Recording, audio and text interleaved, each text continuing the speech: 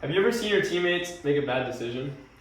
This could be in school or work, but for me, this was in sports. As a captain on a soccer team, it doesn't feel good when you lose a game because of one bad decision.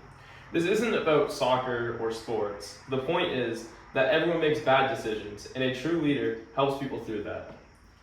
A leader is the person in charge that convinces others to follow.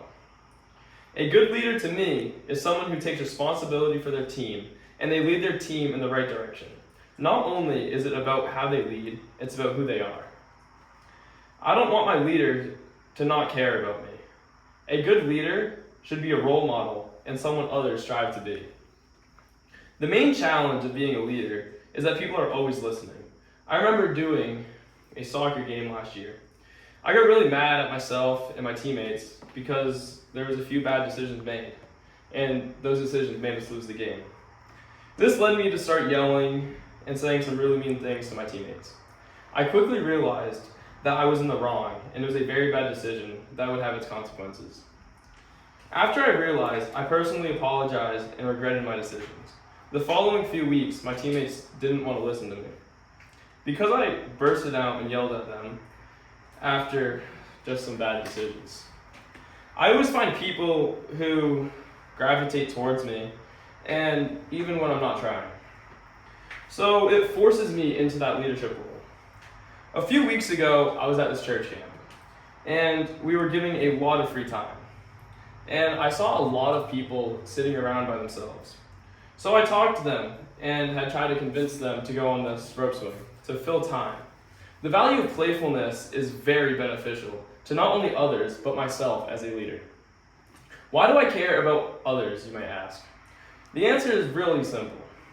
I was brought up in a Christian household, and I was taught this at church camps that I've been going to since before I can remember. I was always the kid to start talking about the sermon, encouraging worship, and showing enthusiasm to all the activities. Not only did these camps teach me about religion, they also taught me about how to become a better leader. As rewarding as being a leader can be, the struggles come with it too. As a 16-year-old boy trying to maintain my religion, school, sports, and a social life, having a crowd constantly following you can be tiring.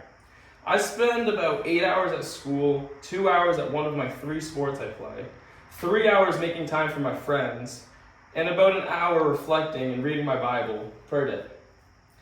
I'm not taking my life for granted because I know my life is some kid's dream. But every day I get home, I'm both mentally and physically exhausted. As much as I hate to say it, every free minute I have at home, I'm laying in my bed on my phone trying to rest instead of doing something productive. Like helping my mom with chores, or helping my dad with lawn work, or even going to my grandparents' house and doing physical labor that can be very difficult for them. But at the end of the day, I am tired. No, I'm exhausted. I'm not complaining to you about being a leader. I do love it. I love my friends. I love playing sports. I love reflecting on my Bible. But I want you to recognize that some days the benefits become the challenges. I know in these future years, sports may drift away and school will soon be replaced with work. Whether it's being a leader in the classroom, on the field, on the basketball court, or even at church camps, I know I will always use leadership skills every day. But it is up to me to decide what type of leader I will be. I will be a kind leader. I will be a supportive leader. I will be an enthusiastic leader.